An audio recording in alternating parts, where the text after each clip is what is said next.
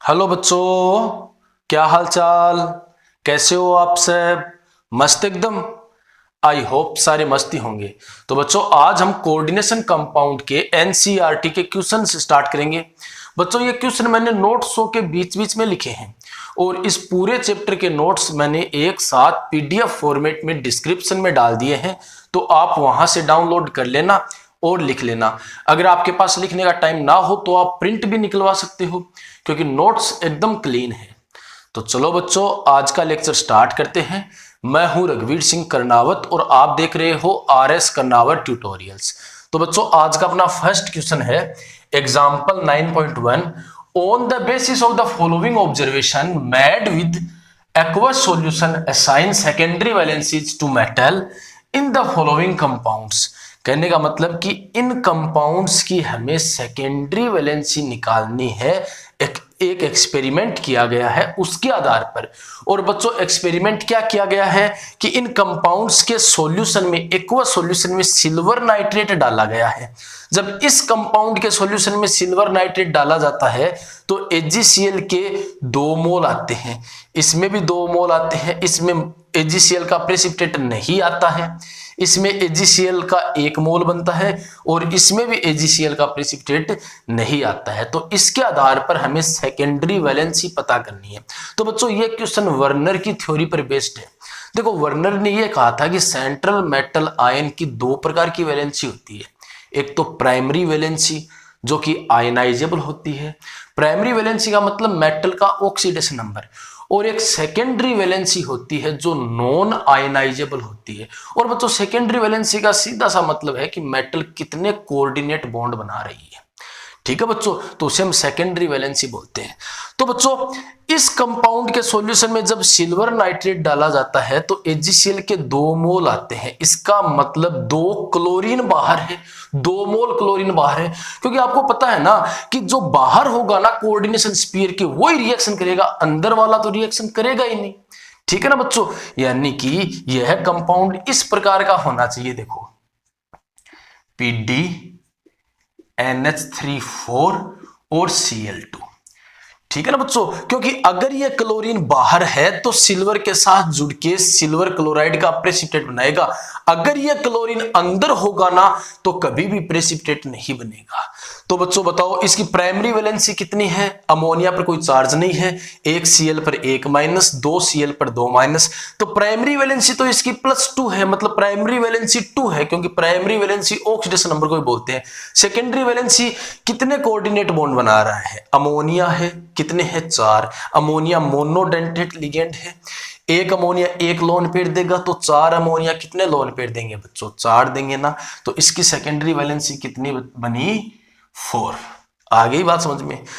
अब देखो, second compound के एक्वस सॉल्यूशन में जब सिल्वर नाइट्रेट डाला जाता है तो 2 मोल AgCl, यानी कि इसमें भी 2 क्लोरीन बाहर है, तो ये कंपाउंड कुछ इस प्रकार का होगा, NiH2O6 और Cl2। क्योंकि इसमें भी दोनों क्लोरीन बाहर है तभी 2 मोल AgCl बनेंगे, अदरवाइज नहीं बनेंगे बच्चों। तो इसमें देखो, एक H2O 1 लोन पेयर देता है तो 6 H2O कितने लोन पेयर देंगे? 6 देंगे ना। यानी कि इसकी सेकेंडरी वैलेंसी 6 है, क्योंकि 6 कोऑर्डिनेट बॉन्ड है। आ गई बच्चों बात समझ में?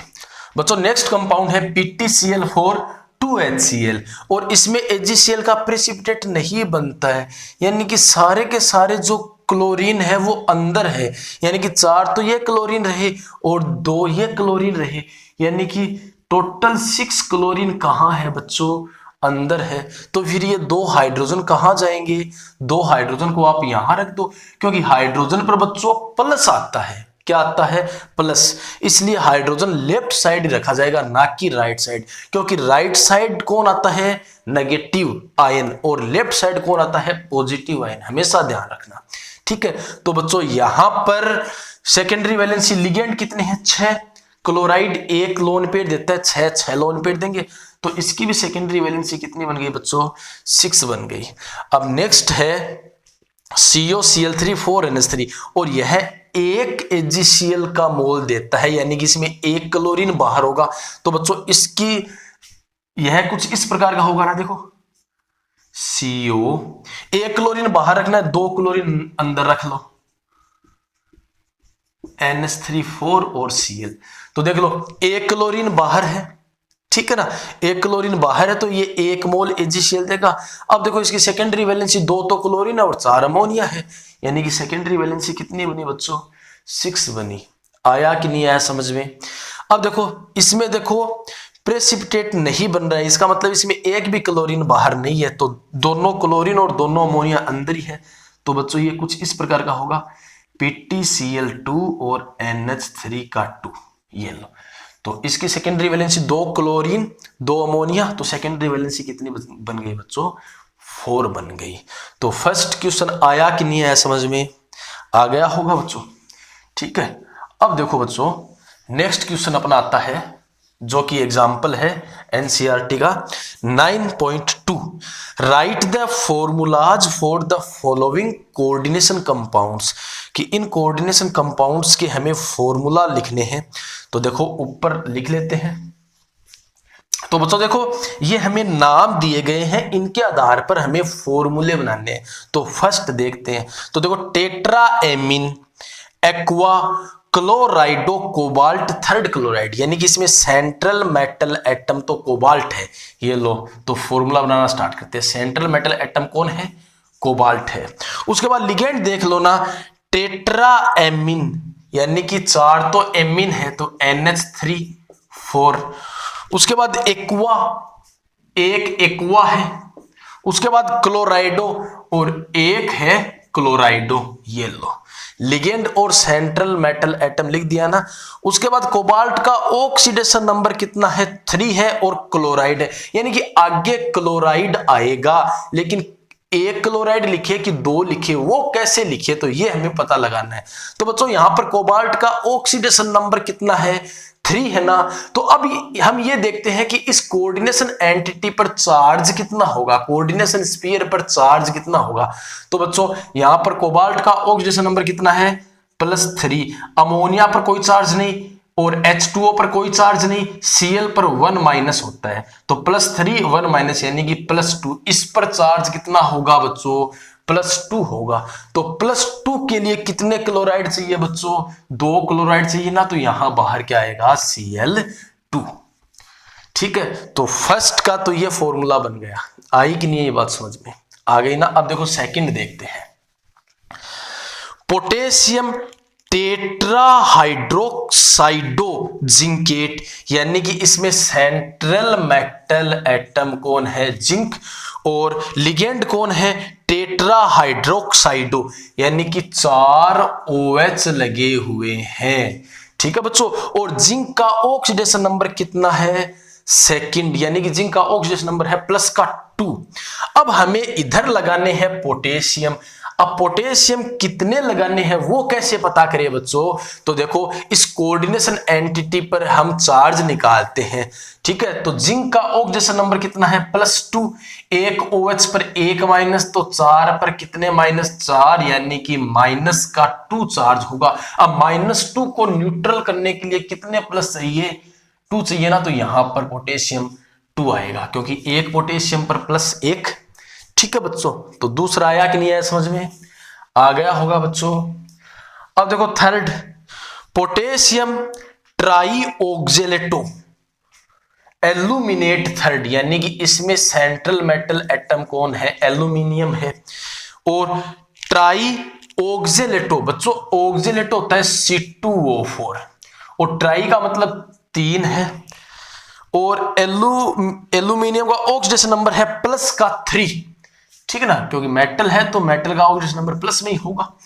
अब हमें इधर पोटेशियम पता करने हैं कि कितने लगेंगे।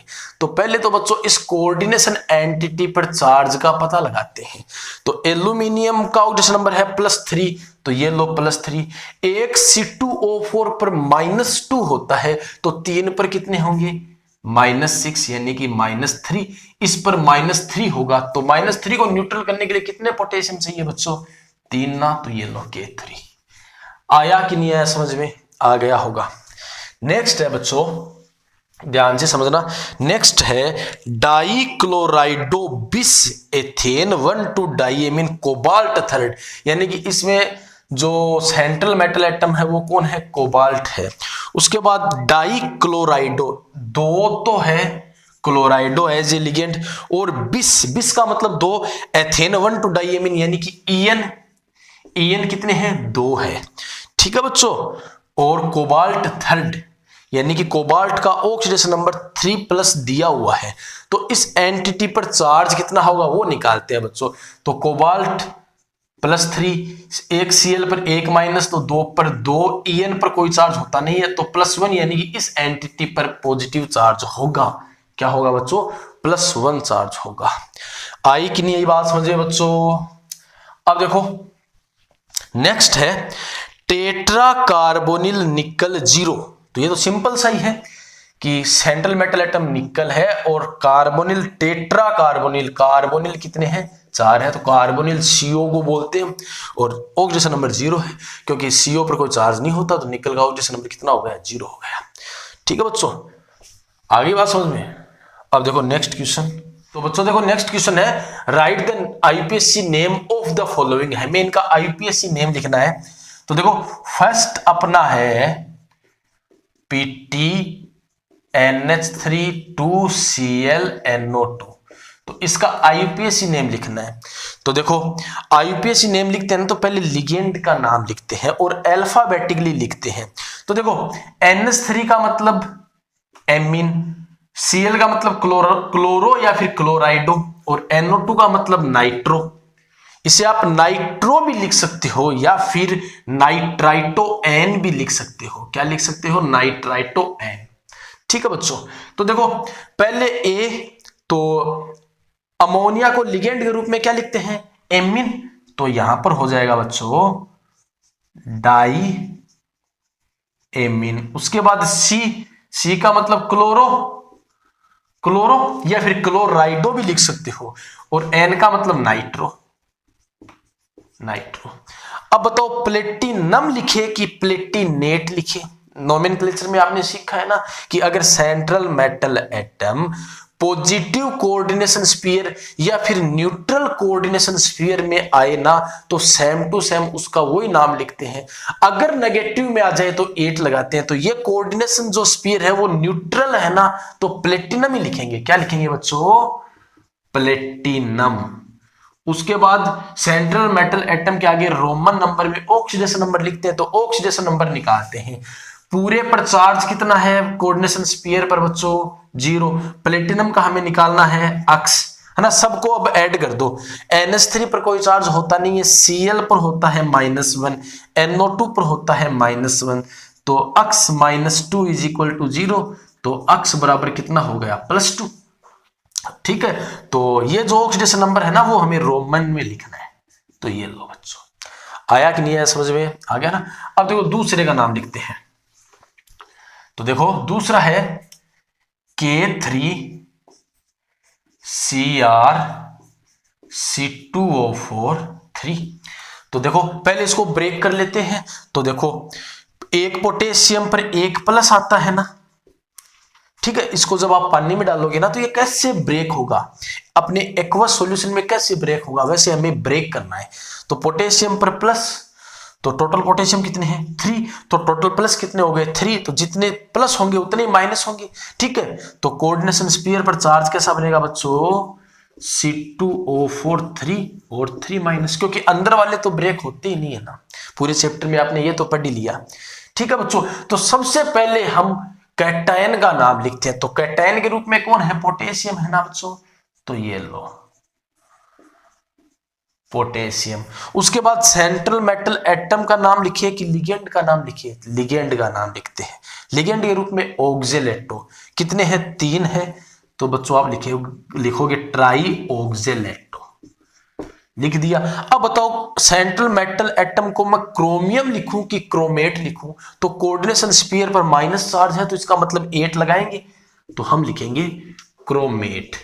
और ये लिख दी आगे रोमन में ऑक्सीडेशन नंबर। तो बच्चों पूरे कोऑर्डिनेशन स्फीयर पर चार्ज कितना है, -3 है, देख लो। क्रोमियम का हमें निकालना है अक्स, एक C2O4 पर होता है -2, तो टोटल 3 है, तो -6 हो गया ना। तो अक्स इज इक्वल टू -3 + 6, तो अक्स इज इक्वल टू +3, यानी कि ऑक्टेशन नंबर +3 आ गया, वो हमें रोमन नंबर में लिखना है। आया कि नहीं आया समझ में बच्चों? आ गया होगा। चलो नेक्स्ट। तो बच्चों नेक्स्ट अपना क्वेश्चन है, एग्जाम्पल है COCl2 En2Cl। ठीक है बच्चों, तो लिगेंड देख लो, हमारे पास एक तो है क्लोराइडो, एक है इथाइलिन डाइएमीन। तो पहले C लिखेंगे, तो क्योंकि अल्फाबेटिकली लिगेंड का नेम लिखते हैं, तो डाई क्लोरो या क्लोराइडो। ठीक है बच्चों, अब देखो इथाइलिन डाइएमीन कितने हैं? 2 है। तो मैंने आपको नोमेनक्लेचर में पढ़ाया था ना कि जिस लिगेंड के नाम में डाइट्राइटेट्रा होता है उससे पहले हम डाइट्राइटेट्रा यूज नहीं करेंगे। तो अब इसके नाम में है, देखो इथाइलिन डाइएमीन, इसके नाम में है ना डाई, इसका मतलब इससे पहले हम डाई तो लगा नहीं सकते, तो हम क्या लगाएंगे बताओ? बिस लगाएंगे ना, 2 बार के लिए क्या लगाएंगे? बिस। ठीक है बच्चों, उसके बाद ब्रैकेट बनाते हैं और इस लिगेंड का नाम लिख दो इथाइलिन डाइएमीन। तो इस बिस का मतलब है कि इथाइलिन डाइएमीन कितनी बार है? 2 बार है। ठीक है बच्चों, उसके बाद कोबाल्ट लिखे कि कोबाल्टेट लिखे, तो पहले इसको हमें ब्रेक करना होगा। जब आप इसे पानी के अंदर डालोगे तो आपको पता है ना कि Cl पर 1- होता है, तो इस पर भी क्या आएगा? 1+ आएगा, यानी कि कोऑर्डिनेशन स्फीयर पॉजिटिव है, तो हम कोबाल्ट लिखेंगे ऐसा वैसा। क्या लिखेंगे बच्चों? कोबाल्ट लिखेंगे। और ब्रैकेट में क्या लगाएंगे? Oxidation number. तो ऑक्सीडेशन नंबर निकाल लो, पूरे कोऑर्डिनेशन स्फीयर पर कितना चार्ज है? +1 है। कितना है बच्चों? +1 है। कोबाल्ट का हमें निकालना है अक्स, एक Cl पर 1- तो 2 पर 2, En पर कोई चार्ज होता नहीं है, तो ये -2 उधर जाकर के +3 हो जाएगा ना, तो अक्स इज इक्वल टू +3, यानी कोबाल्ट का ऑक्सीडेशन नंबर 3 हो गया, तो वो रोमन नंबर में हमें लिखना है। ठीक है बच्चों, और उसके बाद Cl- को हम क्या बोलते हैं? क्लोराइड। यहां पर आप क्लोराइडो मत कर देना, क्योंकि ये लिगेंड नहीं है, ये आयन है, और आयन के रूप में अक्स माइनस हैलाइड, तो Cl- क्लोराइड।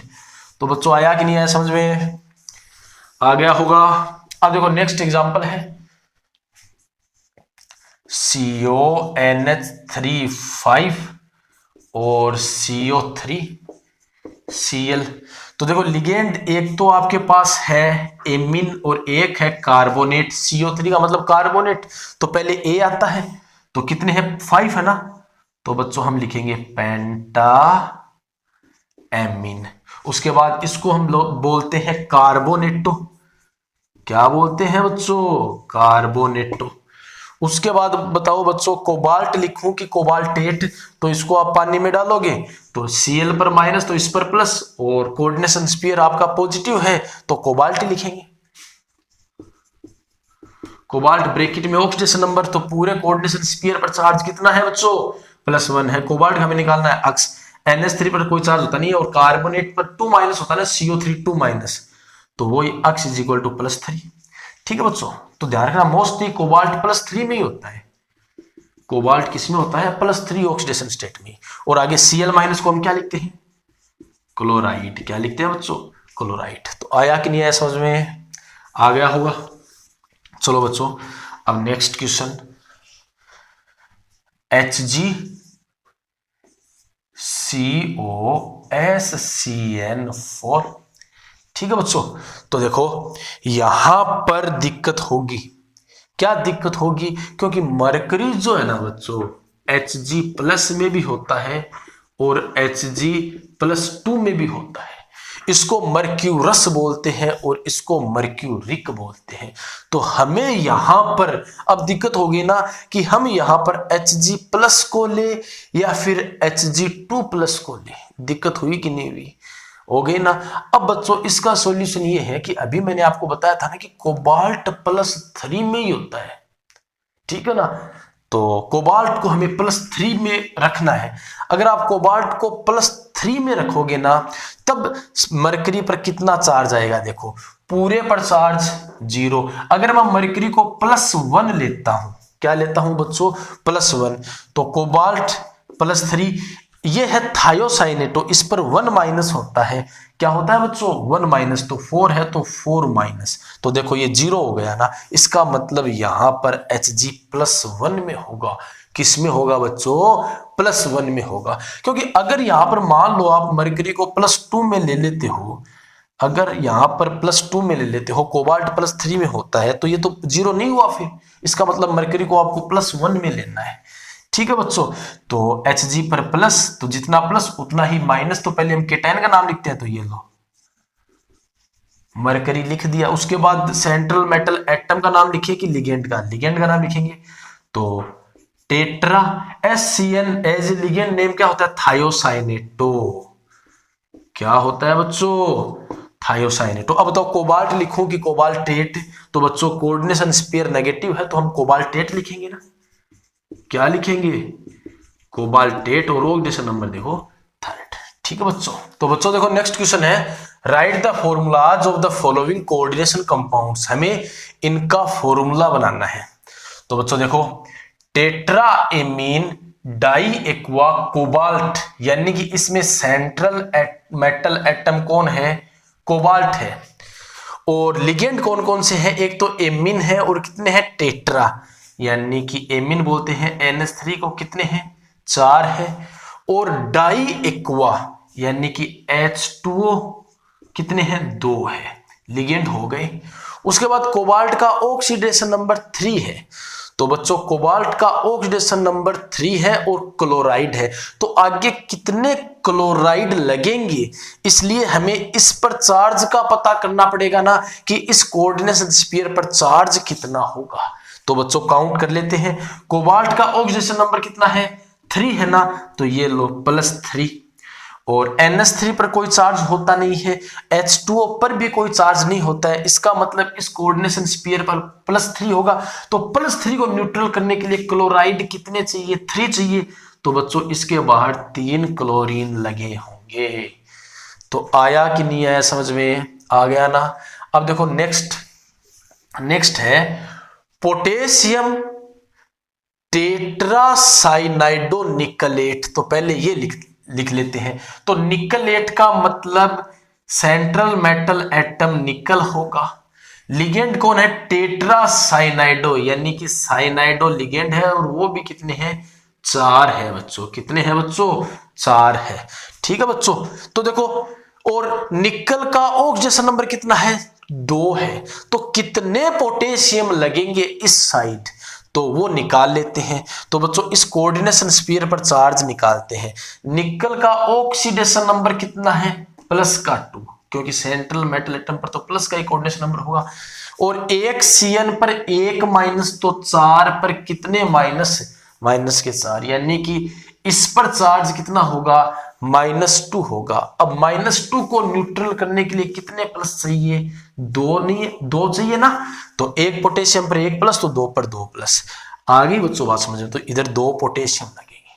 ठीक है, अब देखो थर्ड है tris ethane 1 to diamine chromium, यानी कि इस बार सेंट्रल मेटल एटम कौन है, क्रोमियम है, और लिगेंड कौन है, इथेन 1 टू डाइएमिन, यानी कि EN लिगेंड है, और ट्रिस का मतलब कितने हैं लिगेंड, 3 है, क्योंकि ट्राई तो लगा नहीं सकते, क्योंकि इस लिगेंड के खुद के नाम में डाई लगा हुआ है, इसलिए हम ट्राई तो लगा नहीं सकते। और क्रोमियम का ऑक्सीडेशन नंबर कितना है, 3rd है, और क्लोराइड है। तो बच्चों हमें कितने क्लोराइड आगे लगाने हैं वो पता लगाने के लिए हमें इस कोऑर्डिनेशन एंटिटी पर चार्ज का पता करना होगा। तो बच्चों क्रोमियम का तो देखो 3rd है, यानी क्रोमियम पर तो +3 है, EN पर कोई चार्ज होता नहीं है, यानी कि इस कोऑर्डिनेशन एंटिटी पर +3 है, तो +3 को न्यूट्रल करने के लिए -3 चाहिए, 1 क्लोरीन पर 1 माइनस, तो 3 पर 3 क्लोरीन लग जाएंगे ना बच्चों। ये लो, आई कि नहीं आई बात समझ में। अब देखो फोर्थ करते हैं, ध्यान से समझते रहना बच्चों। फोर्थ करते हैं एमिन ब्रोमाइडो क्लोराइडो नाइट्राइटो एन का मतलब नाइट्रोजन लगा हुआ है तो NO2 होगा। अगर नाइट्राइटो O आता ना तो ONO होता, तो एम्बिडेंटेट लिगेंड आप पढ़ चुके हो। और प्लेटिनेट क्या है बच्चों, प्लेटिनेट।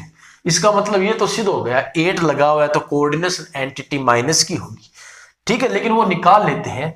तो प्लेटिनेट का मतलब हमें पता चल गया सेंट्रल मेटल एटम प्लेटिनम होगा। उसके बाद लिगेंड कौन कौन से हैं, एमीन, तो ये लो मैंने एमीन लगा दिया। उसके बाद ब्रोमाइडो, तो ये लो ब्रोमाइड लगा दिया। क्लोराइडो, तो चलो ब्रैकेट में बंद कर दो इनको भी, Cl ये लगा दिया। और नाइट्राइट, तो N का मतलब NO2 लगा दिया, ठीक है ना बच्चों। देखो एमीन, ब्रोमाइडो, क्लोराइडो और नाइट्राइटो N लगा दिया ना। अब देखो प्लेटिनम का ऑक्सीडेशन नंबर प्लस का 2 है, तो इस एंटिटी पर चार्ज पता करते हैं। तो प्लेटिनम का ऑक्सीडेशन नंबर +2 है, NH3 पर कोई चार्ज होता नहीं है, Br पर -1, Cl पर -1, NO2 पर -1, तो कितना बचा बच्चों, -1 ना, यानी इस एंटिटी पर -1 चार्ज होगा, ठीक है। तो 1 शो करने की जरूरत नहीं, माइनस चार्ज होगा। तो बच्चों आया कि नहीं आया समझ में, बोलिए जरा। आ गया, वेरी गुड।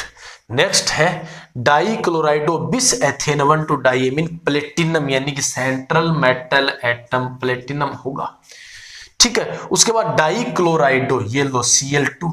उसके बाद बिस का मतलब 2 और एथेन 1 टू डाइएमिन, यानी कि अभी अभी आपने देखा ना En है, कितने हैं, 2 है, ठीक है। और नाइट्रेट, तो कितने नाइट्रेट लगेंगे, नाइट्रेट बच्चों ये होता है NO3 और ऊपर 1 इसको नाइट्रेट बोलते हैं। तो ये कितने लगेंगे, तो ये पता करने के लिए इस एंटिटी पर हमें चार्ज का पता करना होगा बच्चों। तो चार्ज का पता करते हैं। तो प्लेटिनम का ऑक्सीडेशन नंबर कितना है, यहाँ पर 4 है ना, तो +4, क्योंकि सेंट्रल मेटल एटम तो प्लस में होना है। और 1 Cl पर 1 माइनस, तो 2 पर 2 माइनस, यानी कि प्लस का 2, यानी कि इस पर क्या होगा बच्चों, +2 होगा। तो +2 को न्यूट्रल करने के लिए माइनस भी कितने चाहिए, 2 चाहिए। तो 1 NO3 1 माइनस, 2 NO3 2 माइनस, यानी कि NO3 कितने लगेंगे बच्चों, 2 लगेंगे। तो ये लो, तो आया कि नहीं आया बच्चों समझ में, आ गया, वेरी गुड। अब बच्चों नेक्स्ट, और ये डेंजर एग्जांपल है बच्चों, ध्यान रखना, आयरन थर्ड, ठीक है ना, हेक्सासाइनाइडोफेरेट। तो बच्चों अपना कोऑर्डिनेशन स्पीयर ये है, हेक्सासाइनाइडोफेरेट। फेरेट का मतलब सेंट्रल मेटल एटम कौन है, आयरन है। कौन है बच्चों, आयरन है। और फेरेट कब लगाते हैं, जब कोऑर्डिनेशन एंटिटी माइनस की हो तब फेरेट लगाते हैं, अदरवाइज आयरन लिखते हैं। तो ठीक है बच्चों, तो हेक्सासाइनाइडोफेरेट, तो आयरन तो हो गया सेंट्रल मेटल आयन या एटम, और साइनाइडो लिगेंड, और कितने हैं, 6 है, तो FeCN6, ठीक है बच्चों। अब देखो कितने आयरन इस साइड लगेंगे वो निकालते हैं बच्चों, ठीक है ना। तो इस कोऑर्डिनेशन एंटिटी पर चार्ज कितना होगा वो निकालते हैं। तो फेरेट 2 यानी कि आयरन का ऑक्सीडेशन नंबर यहां पर +2 है, 1 Cn पर 1 माइनस, तो 6 पर 6, यानी कि इस कोऑर्डिनेशन एंटिटी पर चार्ज कैसा होगा बच्चों, -4 होगा। कितना चार्ज होगा बच्चों, -4। लेकिन यहां पर तो आयरन पर कितना दे रखा है, +3 दे रखा है, देख लो।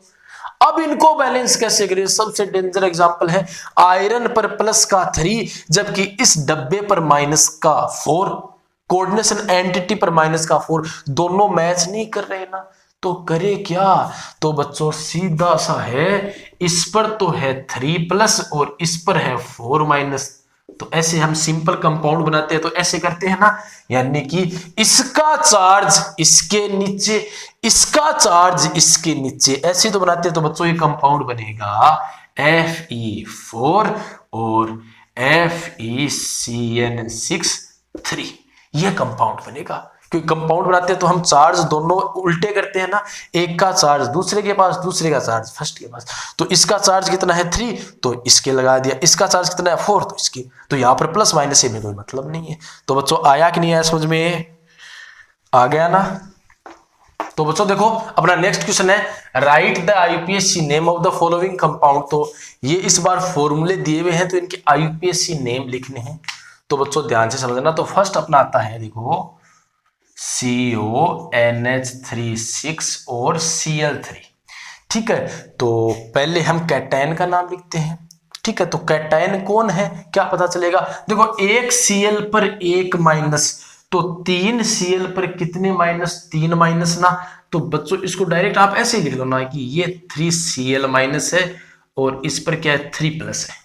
ठीक है, तो पहले सेंट्रल मेटल एटम का नाम लिखिए कि लिगेंड का लिखते हैं तो हेक्सा साइनो या फिर साइनाइडो।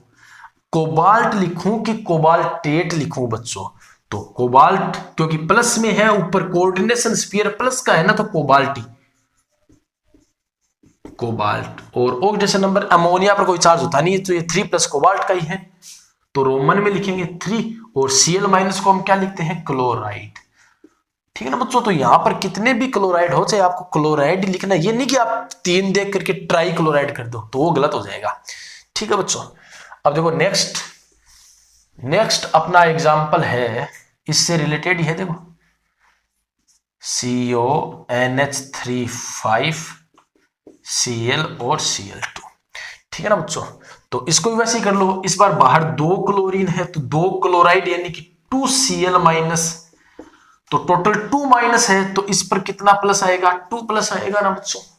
ठीक है, तो पहले लिगेंड, तो लिगेंड 2 टाइप के हैं, एक तो एमीन है और एक क्लोराइडो है, एक तो ए है और एक सी है, तो लिगेंडो के नाम हम अल्फाबेटिकली लिखते हैं, तो पहले ए आएगा यानी कि आपके पास आएगा पेंटा एमीन और क्लोराइडो कोबाल्ट। ठीक है, और यहां पर देखो ऑक्सीडेशन नंबर निकालते हैं, तो कोऑर्डिनेशन एंटिटी पर चार्ज कितना है प्लस का 2, कोबाल्ट का हमें निकालना है तो अक्स, NH3 पर कोई चार्ज होता नहीं है, Cl पर 1 माइनस है, तो अक्स बराबर कितना आ गया +3 आ गया ना 3, और Cl माइनस को आगे हम लिखेंगे क्लोराइड। आया कि नहीं आया बच्चों समझ में, आ गया क्या बताओ, वेरी गुड। अब बच्चों देखो नेक्स्ट है K3FeCN6, वैसे इसे हम बोलते हैं पोटेशियम फेरिसाइनाइड। ठीक है ना, अपनी केमिस्ट्री की लैब में बहुत काम में आता है।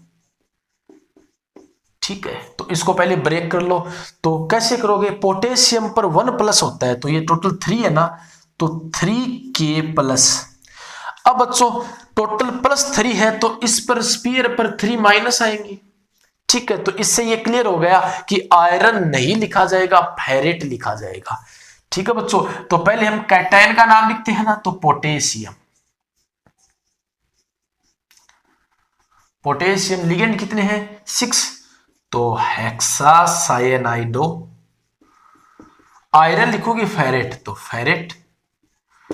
रोमन में ऑक्सीडेशन नंबर, तो पूरे एंटिटी पर चार्ज कितना है -3 है ना, आयरन का अक्स 1 Cn पर 1 - 6 पर 6, तो अक्स इज इक्वल टू +3, तो ये लो बच्चों। आया कि नहीं आया एग्जाम्पल समझ में बच्चों, आ गया होगा मेरे हिसाब से। नेक्स्ट 4th है जो अपना, देखो K3 सेम टू सेम इससे इसके जैसा ही है, K3FeC2O4 इसको भी वैसे ही ब्रेक कर लो, 3K प्लस, इस पर 3 माइनस आ जाएगा, क्या आ जाएगा माइनस आ जाएगा। पहले पोटेशियम कैटायन का नाम लिखेंगे, तो पोटेशियम, उसके बाद ligand try C2O4 oxalato, ferret,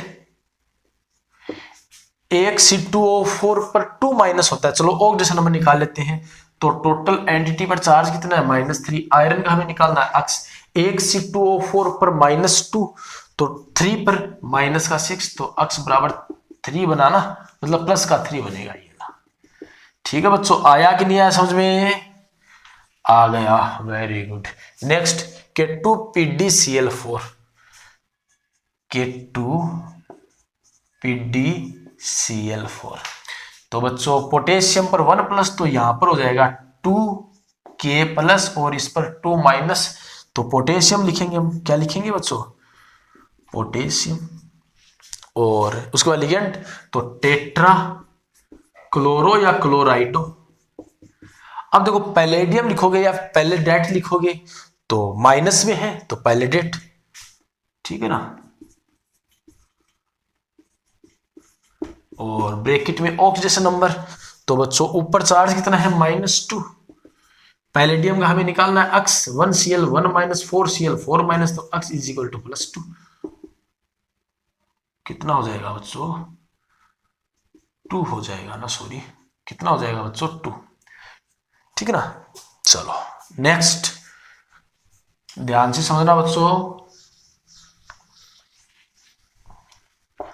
तो नेक्स्ट एग्जांपल है अपना PtNH3 2Cl NH2CH3 और ये Cl।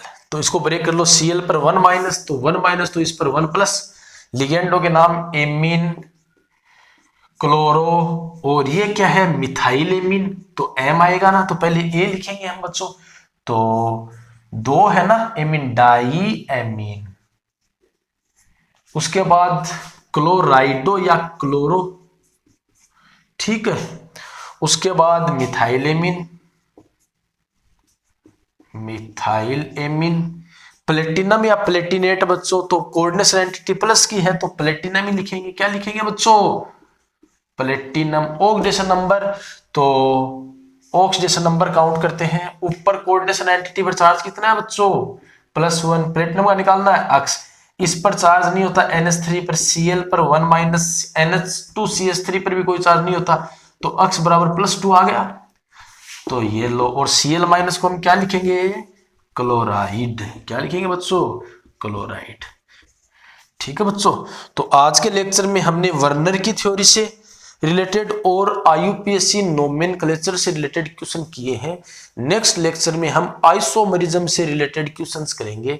तो बच्चों आज का लेक्चर आपके समझ में आया है तो वीडियो को लाइक, कमेंट और अपने फ्रेंड्स के साथ शेयर कीजिए। यदि चैनल पर नए आए हो तो चैनल को सब्सक्राइब करके बेल आइकन को प्रेस कर लीजिए ताकि वीडियोज के नोटिफिकेशन आपको मिलते रहे।